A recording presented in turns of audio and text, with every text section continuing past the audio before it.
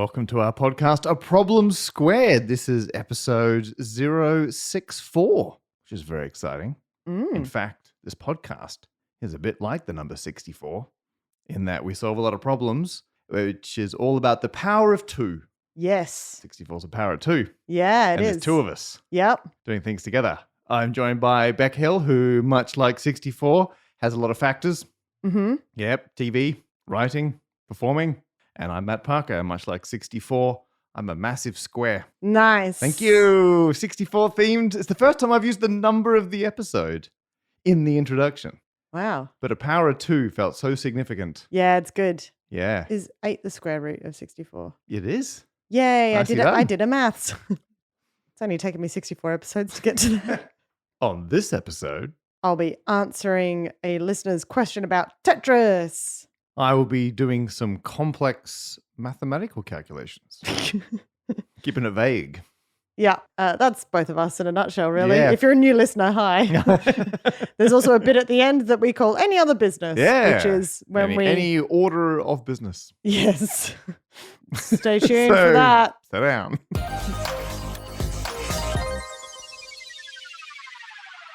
How have you been this fortnight, Beck? I've been good. I had a voiceover. You had a voiceover? Had a voiceover job. Occasionally I get it. Ooh. One of the many factors I didn't mention in the intro. That's true. Well, the thing is, if you mention me as a voice artist, I feel like a bit of a shyster. I feel like the word artist there is Voice over person. Over Yeah. Yeah. You do a lot of voiceover work, video games, TV. Yeah.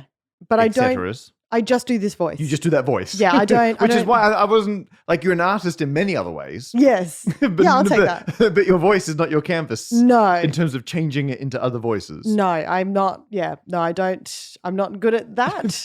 And you don't claim to do that? No, this voice is not good at that. But sometimes people hire me specifically for this If they want that voice, they come to you. And so occasionally I get that. And some parents, or, not even parents who watch CBBS, might have heard or listened to previous episodes of this where we've talked about I think Bluey. we may have mentioned this. Yeah.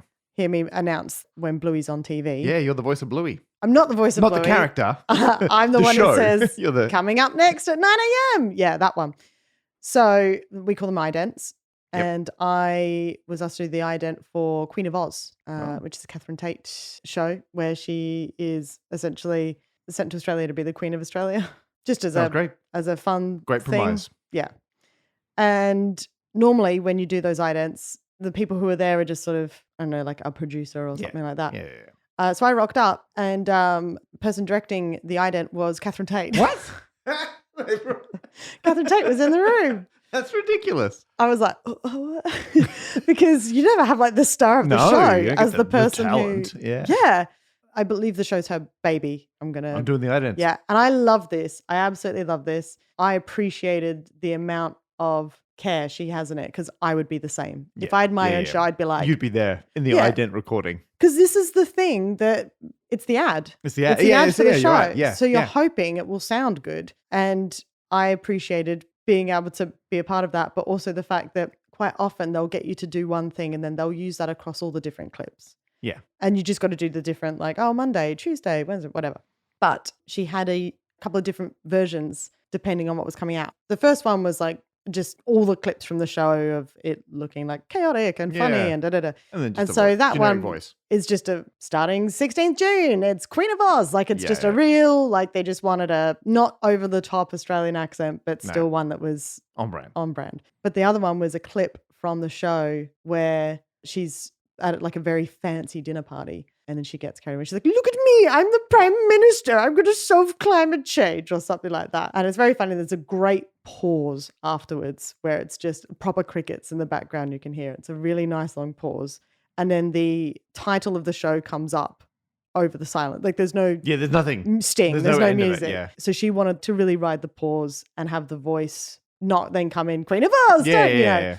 And normally if someone said that, other people would be like, oh, no, we can't do that, like instantly. But it's Catherine Tate. So they're like, oh, yeah, we can try. Yeah. I could already tell that in their heads, they're like, we don't have enough time because you've got to fit it in a specific amount of time. So I could tell that. But as a comedian, I'm all about the joke. Committed to the bit. Yeah. So I waited as long as I could. And still got it in before the end of the time. And I'm just like, Queen of Oz. Starting like just Yeah, a little bit. yeah, And she was like, that's it. That's and I was the like, one. yeah. And it was I had a great day that day. That's why I describe you as an artist. That is right. Yes. So yeah, so that was Get nice. paid more for speaking less. Yeah, you're right. What am I doing? What's Wasting my time on this? Which bit of the voiceover are you best at? The awkward silence. Yeah. Really? And then Really just, nail it. Yeah. just sit there Just sit there. and stare at them. Oh boy. Ooh. Better. I think you're quite good at that too. Although that's usually when you're waiting for a laugh. Look at Zing. Oh, what is this? Someone's warming up. Yeah, so that was me. Good. I've got a photo of us. I'll put it in there. Excellent. We'll share that. Yeah. How about you? Well, I feel like maybe my stories have been getting too exciting of late. And I feel like I need to balance out. Yeah. That was a good story. I didn't even mention Brussels Comic Con. See, you've done a lot. I've almost finished mowing the lawn. I was like, you don't have a lawn. Oh, you do? You do, yeah. In 3 parts. Yeah. So our backyard, we live on the side of a hill. For Mhm. people who have not heard me discuss this previously. Not And me. And so, no, I live on the side of a hill. You live in London. I am a hill. You are a hill. Wherever you are, Yeah. you're in the hill zone. My wife and I live on the side of a hill Mm. in a house. And so the backyard terminates higher than the chimney on the top of our 2-story house. Yes. Like it's a steep backyard. Steep backyard. And you and I have been there. You've We've basically burnt got things. 3 large lawn steps. Yes. A medium-sized giant could just walk Yes. Yeah. straight up, no Yeah. worries. And we did. I don't know what the official terminology. No, people, you don't mow in May. No mow May. No, I've never heard of that. It's the opposite Really? of November. It's opposite of November. Instead of Actually, no, it's the same it's the as same. November. It's the same Yeah, idea. 'cause you don't shave. You don't shave your lawn Mm. in May, and the idea is it encourages wildflowers and animals that Right. need cover and all Mhm. this kind of stuff. Because we got a big pile of wood we leave undisturbed because that's good for hedgehogs and insects and stuff. Yeah. But that's kind of out of the way. Mm. But then Lucy was very keen. This was all Lucy's initiative that we'd avoid mowing the lawn during May. Mhm. And we mowed the functional bits. So there was Yeah. somewhere for the dog to wee. Yeah. We yeah. could walk down the And you don't want paths. hidden poos. Yeah, exactly. But we kept the bulk of it unmown, which is great. Mm. The grass grew super high. Mhm. It's seeded. And I was like, that's great because now we get more lawn. Mhm. It's free lawn. Free lawn. People buy more lawn, or you can buy lawn seeds. No, just Yeah. wait. And a bunch of frogs moved in. Oh. That was it. And maybe other creatures that are better at hiding than frogs. Councils were doing it as well. Now, I Mhm. don't know if councils got on board because it saves a bunch of money not having to mow. Yeah. It mainly seems to have resulted in old people online complaining that it looks terrible. Mm. A lot of people did not like this. I think the general vibe, and I don't want to be ageist. I feel like young people are like, this is great nature. Yeah. And older people are like, this looks terrible. Mm-hmm. Mow your lawn. But we had a great It's time. just We 1 really month. did. But I suppose when you're older, 1 month is more of your life left. That's a good point. Yeah. And you're spending it looking at disheveled Yeah. grass, long grass. Mm. Yeah. Anyway, converting that back into a regular lawn is now a non-trivial task. But I've took it upon myself as a little project to get the lawn back into a lawn. And that's evolved gradually. And I also don't want to, mow a frog. So I've had to No. do it in stages, give the frogs plenty of warning. Yep. I've done it a chunk at a time. Yeah. And I didn't cut it all the way down short straight away. I've been gradually moving it This back. is like how I shave my legs. Exactly like that. How do you clear the frogs out? And now you will see it. It's 1 mow away from being So has it got like a mohawk right now? back. Yeah. It looks a little scragglier than normal. Yeah. But I reckon it's a final mow. So some of us record voiceovers with celebrities, and some of us get our lawn back into a nice Yeah. pristine.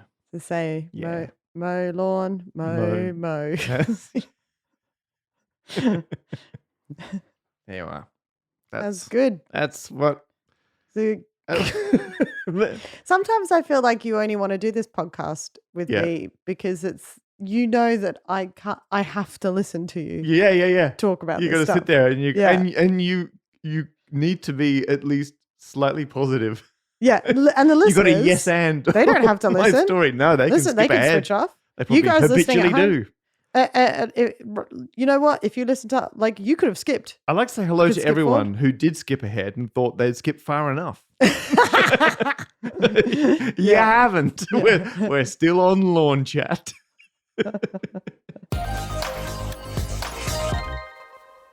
Beck, our first problem comes in from Jack, who went to the problem posing page at problemsquared.com and they entered this problem. Hi, Matt and Beck. Beck spelt with a K. Do you know what? Are you okay with that? I prefer that Yep. than The C is still there. Yeah, I prefer that than being called Bex Okay. Oh, good. or Becky. Yeah. Well done, Jack. So I'll allow You're it. lucky. You're lucky. But You're okay with that. with a K is also how the singer The musician. spells Yes, the yes, musician yes. spells it, and he's very cool. So Jack says, recently, my friend and I got into the classic game Tetris, nice. and they were wondering a numbered list. 1, is there a mathematical reason why the shapes are the shapes that the original developers chose? And 2, what is the optimal strategy to score the most points in Tetris? So those are Jack and their unnamed friends' 2 numbered questions. Beck, what have you got?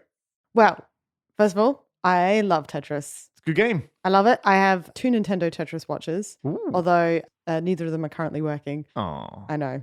And not Game & Watches either. Like actual watches. They were like from the 80s, yeah. Wow. Mm. Well, what I find interesting about Tetris as a classic game is this.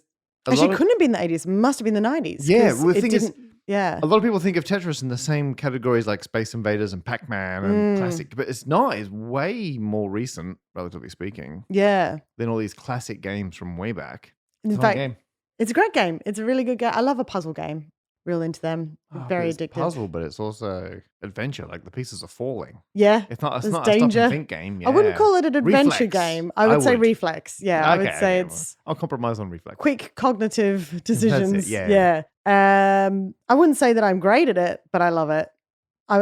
For me, it sort of sits in there alongside like Dr. Mario. There's one where that's like the pills one that they line up or something happens. you line up the colored pills and then it was very, very fun. Very addictive. And there was a great documentary in 2011 called Ecstasy of Order, The Tetris Masters. Oh. Which was, I think it came out just after King of Kong. Right. I saw King of Kong. Yeah, great film. Great film. But yeah, it's really interesting and different people have different ways of playing. Ooh. You can rotate the shapes different directions. Oh, you could be a clockwise or a counterclockwise. Yeah, and if you understand what the shape is, like immediately you know the fewest clicks you need to get it into the right orientation. Yep. So like people who have just mastered that. Also in a lot of the Nintendo versions, you can do a hold piece as well. So if a piece comes along that you can save it for later. Yeah. Ooh, but I think you have to hold it before it starts falling. So if it's next in the queue, you can hold it. And obviously if you do that again, it then pushes the queue forward. But it means that you could theoretically like hold a line piece. Until you're ready to drop the line. Yeah. So we're going to come to that. So the first question was, is there a mathematical reason why the shapes are the shapes that the original developers chose? Yes, there is. So the inventor was a guy called Alexei Pajitnov, lived in Russia. Yep. He was a big fan of pentomino puzzle games. Right. I'm pronouncing that right, aren't I? Pentomino. I would say pentomino. Yeah. Yeah. And this is a classic bit of recreational mathematics and has been since, oh goodness, I want to say the 50s or 60s is probably older than that. So a pentomino is 5 squares joined together. It's like a domino is 2 squares joined together. Yes. And they just took that naming system from domino, triomino. A singular one is a monomo. A monomo. Yeah. Which, fun fact, Domino's. Yep. The pizza place. Yep. Their pizza boxes are actually monomos. Monomos. Yeah, they're not dominoes. They weren't actually thinking about what a domino is. If you open the pizza box, it becomes a domino. Oh my gosh, So you're that's so what it's true. named after. That's so right. And in terms of puzzles with pentominoes, because there are 12 different ways you can arrange 5 squares and join them together edge to edge. Mm. But some of those have reflections. Yes. 6 of them are achiral, haven't got a mirror image. There's no left or right version. 6 of them do have left and right versions. So there's 18 in total. If you're not allowed to turn them over. And there's all sorts of puzzles like, can you fit them all into this size rectangle? Which ones can cover whatever surface? So there's loads of different stupid recreational mathematical challenges, problems, puzzles that are based on pentominoes. So Alexei went for Tetrominos. Tetronomos. Yeah, 4 squares together. 4 squares together. And all the ones that you get in Tetris are just all the different Yeah. versions. So, yes. Yeah, one is he was into recreational mathematics and so picked tetrominoes. Yep.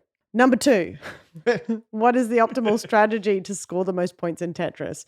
So, look, I'm obviously not a champion at it. So I'm not going to tell you like how to get the highest scoring game because that just means be good. Basically, just be good at the game. There's too many variables. Have you considered being better at the game? Yeah, but the best way to score points is to score Tetris. A Tetris. When you clear all 4 lines at once. The most you can clear at once. Yes, the most you can clear at once. And the way to do that is with a straight line piece. Yep. Basically, you create a well. A lot of players like to create it at the side of it because then they can just push, when the line comes, they can just push it all the way to the right or left and then down. It also means you've only got 2 edges to preserve. Whereas if it was in the middle, you've got 4 different edges where everything has to line up. Yeah. Yeah. Although one of the issues is if you're quite close to the top, let's say you haven't been successful doing a nice 4 bunch. Maybe you've got a couple of broken ones further down. Yep. But you've got nice 4 waiting. Ooh. But it's near the top. The tidy 4, we call it. If you go all the way to the other side and try and rotate it, sometimes you don't have space to, like it'll push you out from the side and then you've got to go back in again. Bunch of spun. So you're wasting time. Whereas if you've got it in the center, you can rotate it as soon as it comes out and then just press down. If you know which, if you know what you're doing. Then you don't have to go left or right. You just go straight down. So you can leave the gap directly under where it's going to appear. Yeah. Huh. There you go. There's the short version, is to clear all 4 lines at once. Yeah.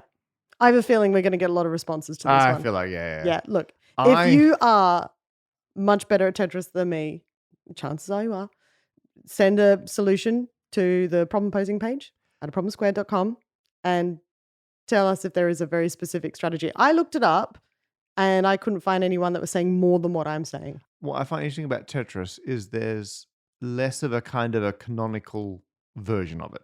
So like Space Invaders, or let's say Donkey Kong, it's the arcade version. And it's a very set version. Like it was programmed this way. This is how it runs. Yeah. Boom. Whereas Tetris, you got like the Game Boy one and the NES one and this one and that one. And they're all... And there's one on Meta. Oh, whatever the Meta face. Yeah, Quest. And, it's pretty good. It's a fun game. Oh, really? Yeah. Oh. But for all of them, like, because what I was thinking is there's going to be a way, there's going to be some kind of random number generator, random number generator, where potentially, because in some other games, you can learn what generates random events, and then the player, you can manipulate those by the way you're playing. Oh, yeah. And because in Tetris, I've never come across anyone doing that. So potentially... Oh, I can tell you about that. Each time. Oh, really? Yeah, I can tell you about that. So every official Tetris game since 2001 has used the 7 system, which is aka random bag randomizer. With this, a bag of all 7 tetrominoes are randomly shuffled and put in the field of play. Every tetronomo is guaranteed to appear once every 7 turns, and you'll never see a run of 3 consecutive pieces of the same kind. That's interesting. You could do the equivalent of counting cards. You'd know what pieces have to come up because of the guarantee. Interesting. I also think, and I could be wrong, people write in if you know what I'm talking about.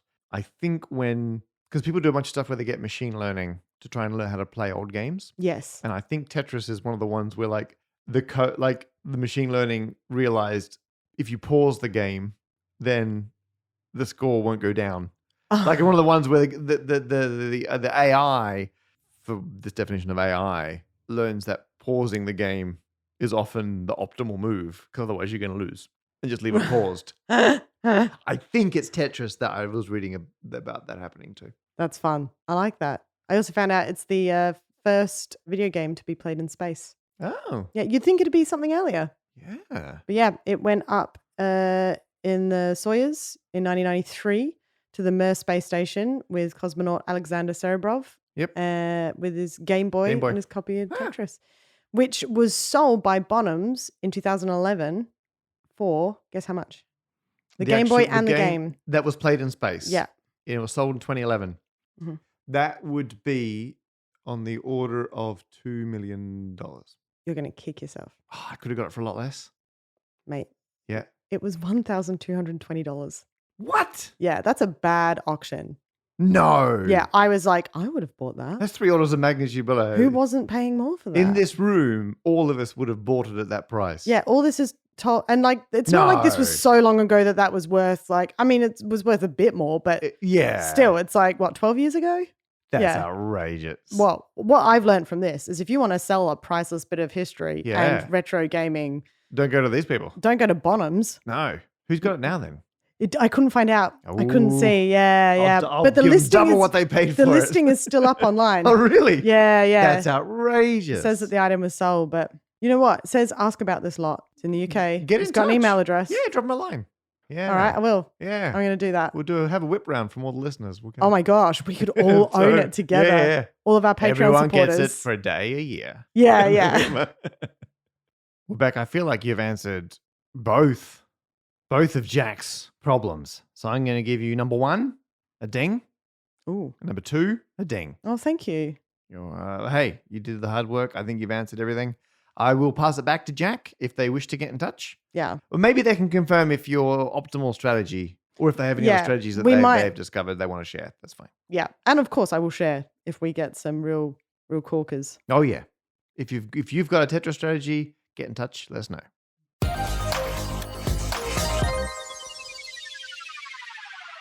This dinglet/wing-ding It's a mini problem. mini problem is for you, Matt. Yep. It's from Connor Yep. from the problem posing page. And Yeah. Connor says, have we invented all the possible candy bars? Yeah. Matt, Good problem. I've done Yes, this Beck, one. You have. It got dinged on the last episode It did. by Connor. Dinged and closed. I brought it back. It's a problem squared first. I thought power of 2 episode, do a problem twice. Oh, yeah. That was mine. Fair. Okay. Yep.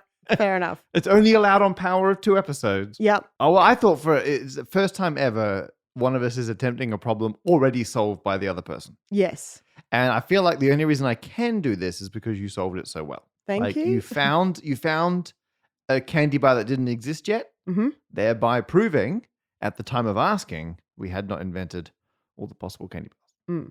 But it kind of got me thinking. I was like, I wonder, like mathematically, could you take all the current candy bars and use them to find like the smallest number of ingredients bar that's missing? Oh.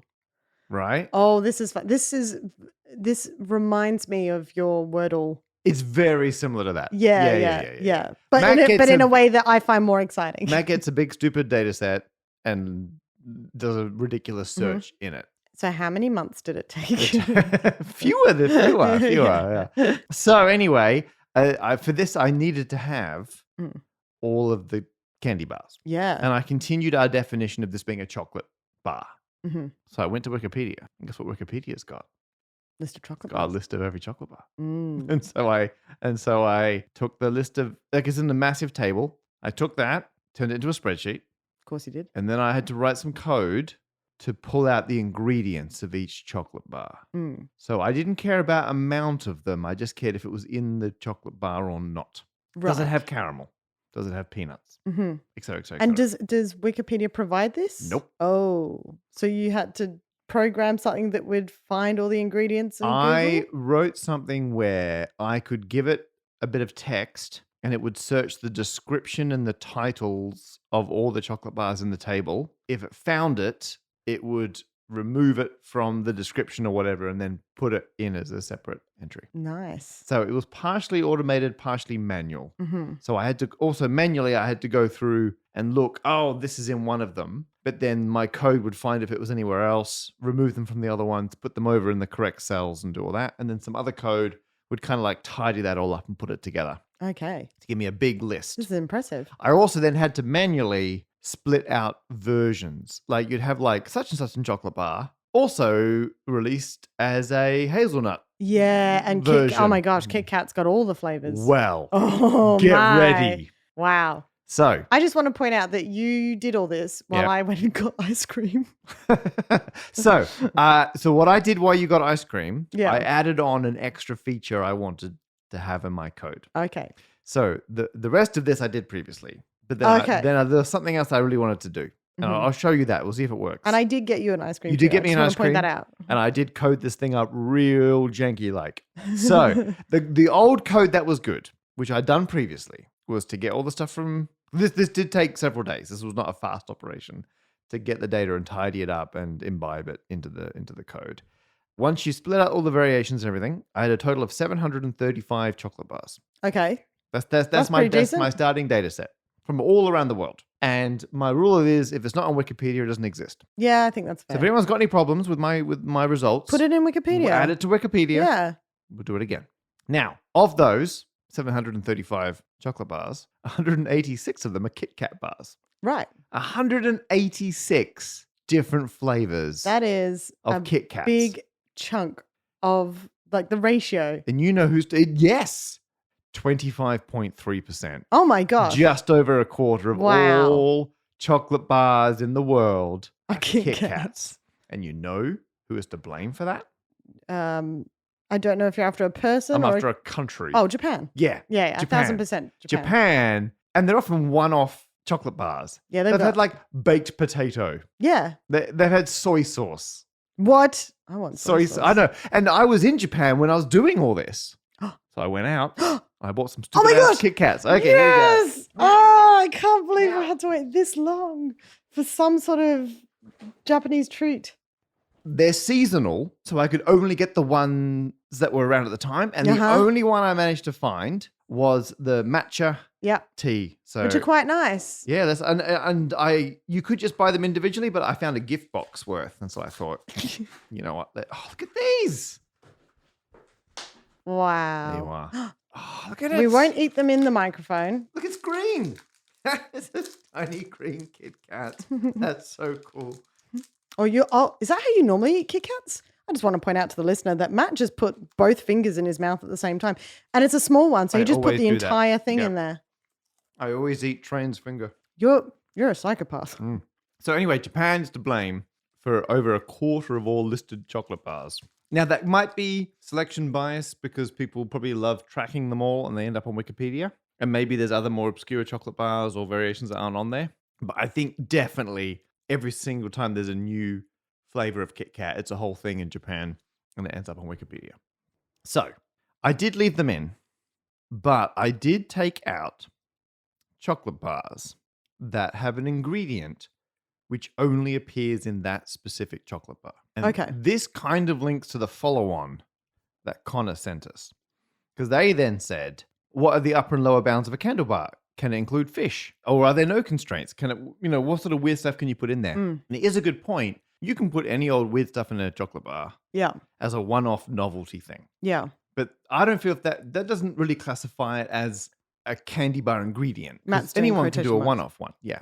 So I then removed all the candy bars that have an ingredient that doesn't appear in any other candy bar. So I've only got candy bars from the set of ingredients that appear in more than one candy bar. And that narrows it down to 104 different ingredients. Okay. Excluding chocolate. They've all got chocolate. And I've now got a list of 280 different bars where I've now removed duplicates and I've removed bars that have a unique ingredient in them. And by removing duplicates, I mean more than one candy bar brand or whatever has the same ingredients as another one. Right. So for a start, there are 97 different candy bars, which are just chocolate. Yeah. And they're all the null bar as far as I'm concerned. So I've grouped together all the candy bars that have the same ingredients. And I've for each of them picked a mascot name. Okay, yeah. Which is arguably the most popular of all the names. Okay. But I did that by Googling every single candy bar and looking at the number of results on Google. But I was in Japan at the time, so it could have been skewed. It's skewed, yeah. Well, by the, But whatever country you're in, it's going to be skewed. And I figured Japan, home of all the ridiculous Kit Kats, they may as well be the decider of what's a candy bar and what's not. I get that. So from now on, I'm just going to use mascot names, but there may be other bars that have the same ingredients. Okay.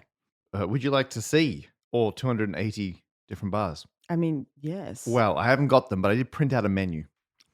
So I was originally thinking I'd get more of them in, and then I didn't. And it's only a dinglet, right? So I didn't want to go all out. So anyway, I'm passing over a list. They're numbered 0 to 279. Oh, wow. Yeah, there's a lot of pages Yeah, here. so there's several pages, like 7 pages. Yeah, it is basically a menu.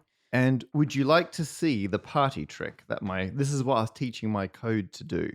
This may not work. What was the point of this again? I was trying to find a candy bar that doesn't exist yet. But first of all, I've come up with a stupid thing. So, oh, yeah. You wanted to find one that doesn't exist yet with the fewest. With the fewest ingredients. Yeah, that's right. So now I know all the ones that exist. And I've got a set of all the ingredients that exist. Can I just point out some of the stuff that's here? Yeah. So first of all, number 0, well done. Of course I come from 0, yeah. Yeah, is the 100-gram bar. Yeah. Which I believe is an American. It must be, I think it's an American one, yeah. Which contains caramel and rice. Yeah. 100-gram with coconut. It just says coconut. Is that because you've taken out the... No, it won't have caramel or rice. If it's in so it's the just bar, chocolate and coconut. Yeah, but that probably, in that category, there's probably like Bounty maybe, if that's just coconut. Yeah, there's Bounty. You've got Bounty, but it says coconut and fruit. Oh, that's because there'll be a fruit variation on Bounty that exists. Yeah.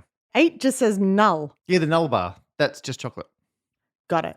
Okay, yep, sure. That makes sense. Number 11 is a bros or bros. And the ingredient is air.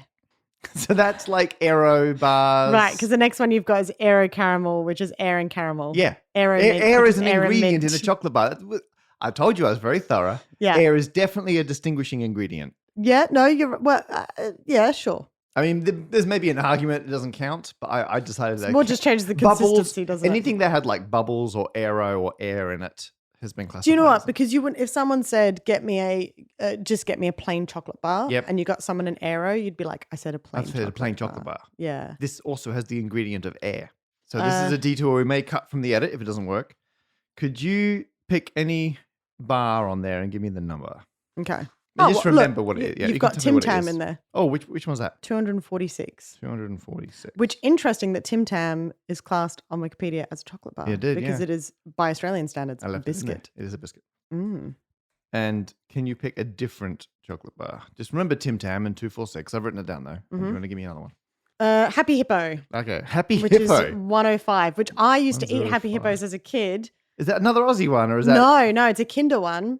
Ah. And I remembered having it and had this very fond memory of it and never saw them again. And then as an adult living here, found that they still sell them here. So obviously it was stayed in Europe. They tried it in Australia. It didn't do that well Market didn't take to it. So delicious.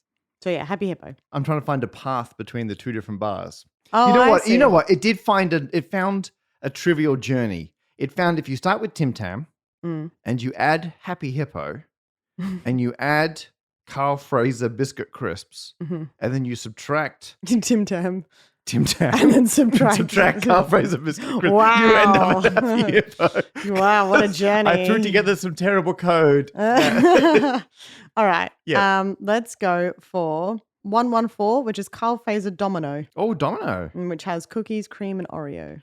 Okay, it's found a path. Yep. So the path is if you take a Tim Tam. And you subtract a Boost candy bar. Which is, yep. So take a Tim Tam, and this is specifically a Tim Tam caramel, looking at the ingredients. Yep. If you subtract a Boost. Take a Tim Tam caramel, and you take away a Boost bar, which is biscuit and caramel. Yeah. So that leaves you with just cookies, and then you add a Carl Fraser Domino. And then you subtract. No, because it's left behind the cookies that you need. That's the common ingredient. Yeah. But then to get the cream and the Oreo. Yeah, it's added in. Also, it counts Oreo as a separate ingredient for cookies. Yeah, I split Oreo out, but I've also got cookies in there as an ingredient. Maybe I've got to take that out. That is a tricky one because Oreo is such a specific, and it was listed in more than one candy bar has that listed. Yeah. Okay, so my pathfinding algorithm is terrible. Yeah, you were going to put this in your book. Yeah, that's a shame. But if anyone, I'll keep working on that. If anyone can do better, I'll fix the code. It's our listeners. It can be better. That wasn't me asking. Oh, by the way, me saying the code I was trying. Well, I will get this finished for the book. This was an excuse to mess around with candy bars. I now wanted to find the most simple candy bar that doesn't exist. Oh yeah, that's right. That's why we're here. I keep forgetting. Yeah. And I love that this is your dinglet. This is my dinglet.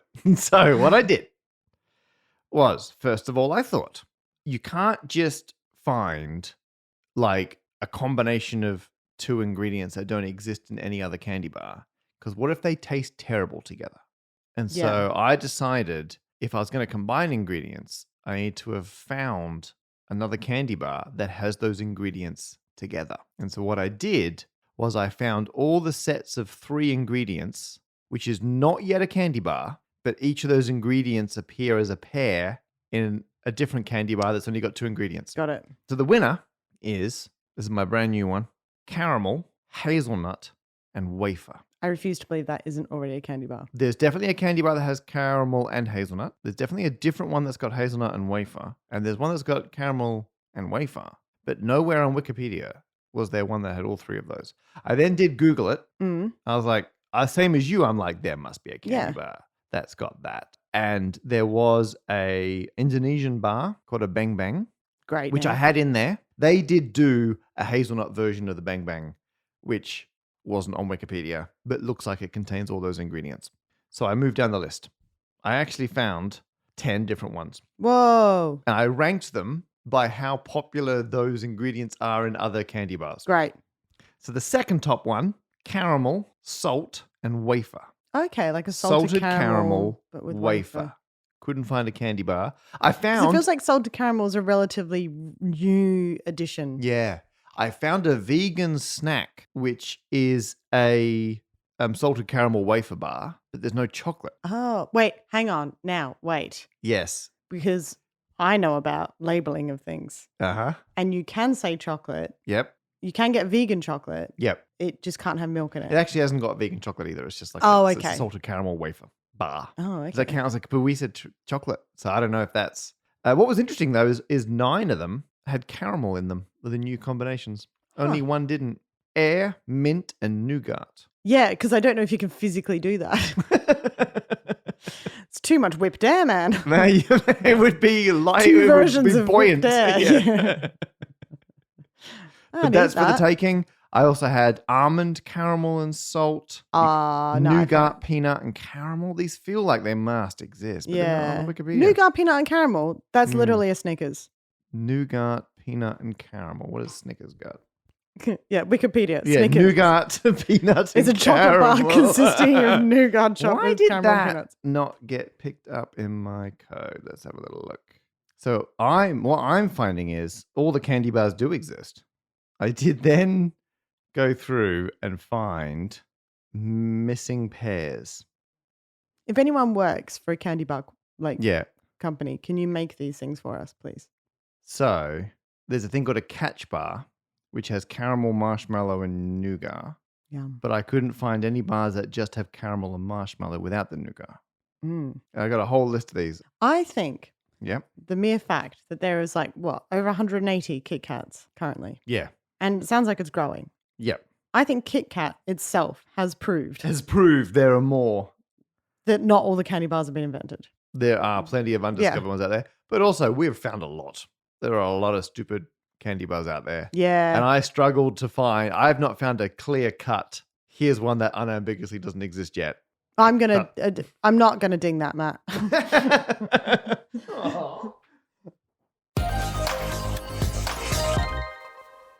Now it's time for any order business, which sounds like business in any order, but order just is another word for like a power, like 2 to the power of 6 is 64. Yeah. It's on theme, but it's not good. Are we a bit deflated after that? Yeah. Okay, first bit of AOB.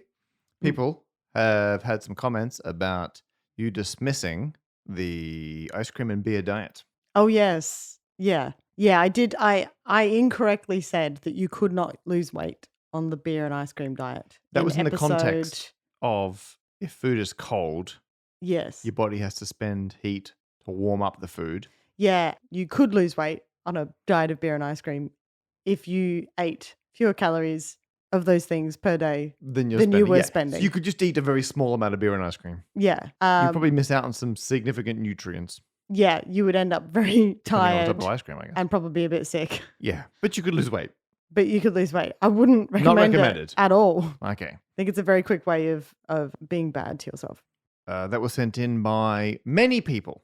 So thank you to all of them. We also heard from Peter, Petar? Peter, Petar. who is responding to episode 060 or 60. Oh, wow. Recent. Someone had asked if the world was flat. Well, smooth. If the world was smooth. Yeah, sorry. Yeah, I should have Flat's a whole other thing. Different. If the world was smooth, then how deep would the ocean be? Yeah. Yeah, because it would have to spread all over the surface.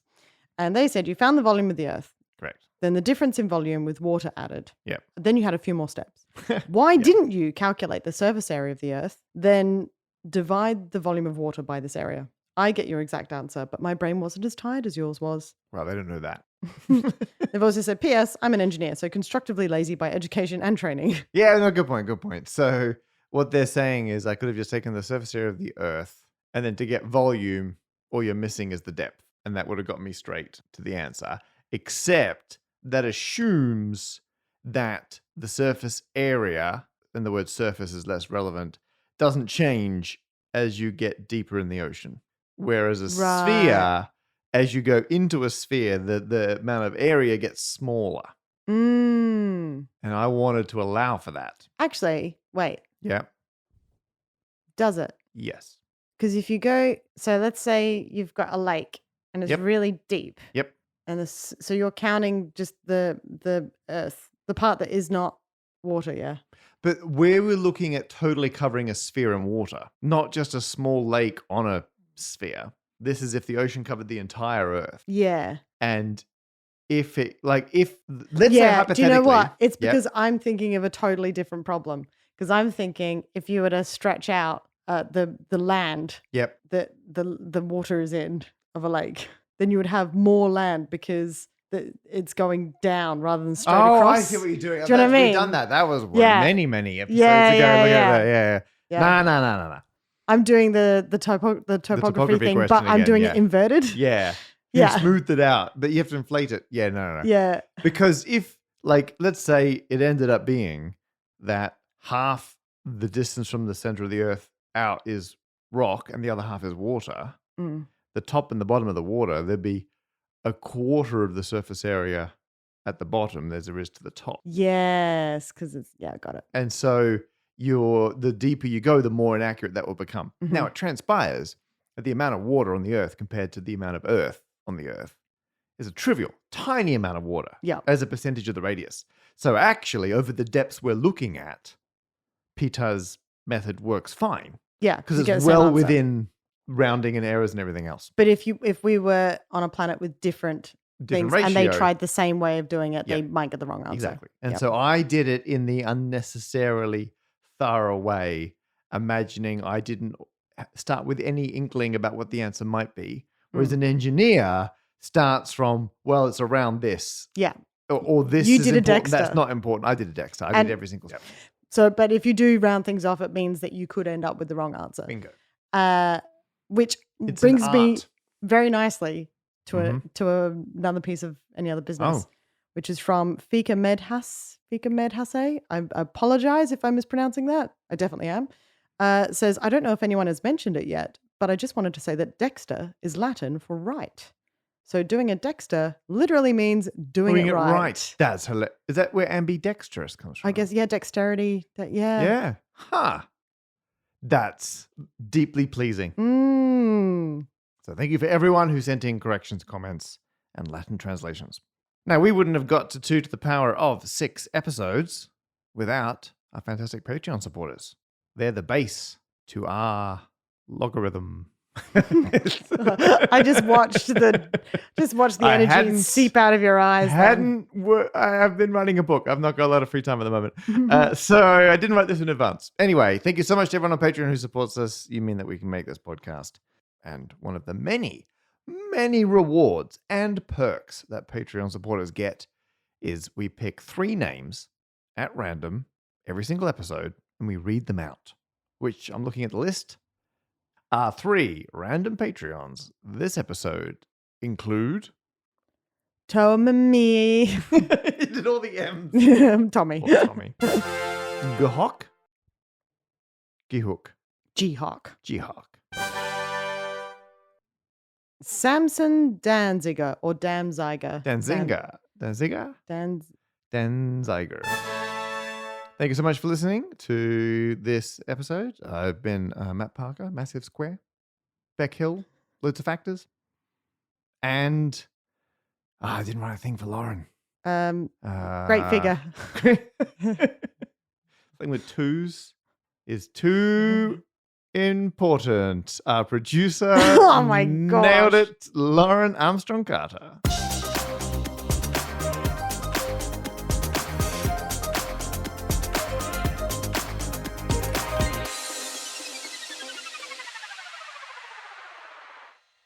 Hey, Matt. Yes, Beck.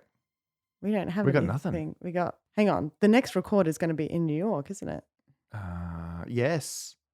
We can just go buy a weird chocolate bar. Yeah, we can do that in New York. Or people, if you can recommend a weird confectionery we should pick up in New York, let us know. Yeah. There's got to be. Look, Lauren, if there's something that one of us that says is funny, just chop it out and stick it Just at the put it end here. and have it random.